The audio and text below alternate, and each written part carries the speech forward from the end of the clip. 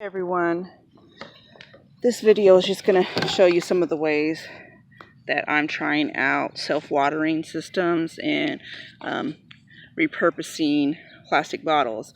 So with this type, what I do is I bury it, cut a slit right here, and then stick a towel, like an old towel, long ways. I cut them up and make sure that it goes all the way to the bottom of my jug, and then trail it out underneath the soil so that the roots can go down to wherever it's wicking. And then you can get one of these PVC pipes, and I've soldered holes in them to make sure that they can go through.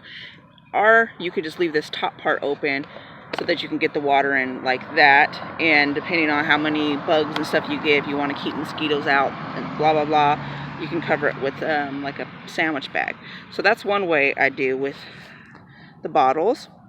Another way is you can use a tack, cut a couple holes into your bottle. With this one, I kind of went a little crazy and did 5 on each side. Even though it's little tack holes, they actually drain pretty quickly. So I may replace this, but basically I left a spot, and this one doesn't have a towel or anything, just about a ½ inch above right here on the bottle. I did like 5 different ones on each side except for this back side. So you can basically poke a hole or two. With these ones I'm going to poke 2 holes, and one I'm going to leave the lid on, and one I'm going to leave the lid off to see how that works. So I don't know how easy it would be to get these, but I got these at the 99-cent store, 99 only, and it's like a little watering thing. It's kind of like a pottery thing. So I'll show you one that I've already used. And again, this is with the plastic bottle. I kind of dug into the soil a little bit. You can see how the top, it has like 2 sides, but none of my bottles have fit the size. So the 1 liter bottles have worked very well with this one, and then it slowly drips out. And what I did was use my soldering gun and put a hole on the top. So I water it, and then I also fill this bottle up to give it an extra reservoir because it's pretty hot out here. This is how I'm doing it now, but you know, in the future I probably wouldn't have to water it plus do that. But that's just to give it some backup in case it gets thirsty. And I done the cut process with my beds. Another way you can do is do the holes here, and instead of burying the bucket, you can throw some rocks on the bottom. And like for instance, if you have a plant that has already rooted too much and you don't want to disturb the roots, and you can just stick it right here, so that way it's not blowing, and then it will drip onto the top. And with that, I would probably go on the sides to put the holes. So this is a little short, sweet video. There's some ideas on how you could repurpose, and if you can't find the little bottle things. See, I already got this bottle ready. So I think I was going to put it in this one right here.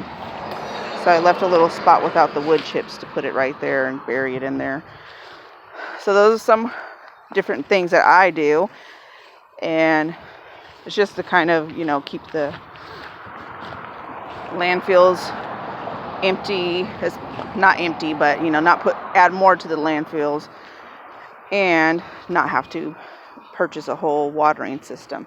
So if you have any ideas and there's any other things that I didn't share that you want to share, please let me know, because I'm definitely open for anything that's kind of upcycling or repurposing in order to water your systems, because I do have to spend quite a bit of time out here watering this jungle.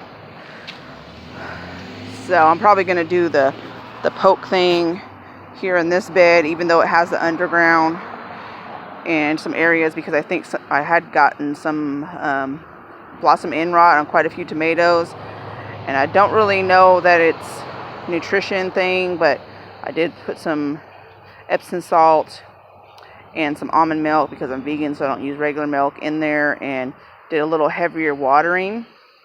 But I think I'm going to, on top of heavier watering, is add these so that way they're getting as much water as they need. And it was probably some point when the tomatoes were growing that they didn't get as much water as they'd like, because at some point, like, I was like, oh well, the under reservoirs are probably pretty full, they only need a little bit. But I think they were drinking that up pretty quickly. And now I may have, not over, let's see, kind of crowded them a little bit too much for all the same type of plants to be in the same area. So I guess this video is going to be about watering and blossom end rot. So what I did is all the ones that were kind of browning on the bottom of the green tomatoes, I went ahead and cut them off so that way the plant is not working on ripening them, because I did pick a ripe one and it was blossom end rot. So I was like, oh, I'm not going to keep doing that. I'd rather the plant to focus on the ones that didn't get blossom end rot. And then the green ones that do have blossom end rot, I'm just going to cut off that portion and either pickle them or make them into fried green tomatoes. At this point, I might just be pickling them because I'm really trying not to cook as much as possible. And another thing is, it's about end season for my green beans and peas, so I'm kind of just, whatever grows on there, I'm just leaving it there and to collect the seeds. So I've already collected a lot of my winter seeds, and this is my, I guess, spring seeds that we'll be collecting. So again, if you have any watering system that's outside of irrigation system, because some of us are just like, hey, we're trying to be super frugal and we got more time than money. So what kind of cool tricks have you used other than the 3 that I named? Let us know in the comments, and don't forget to like, subscribe, and share. Have a blessed day.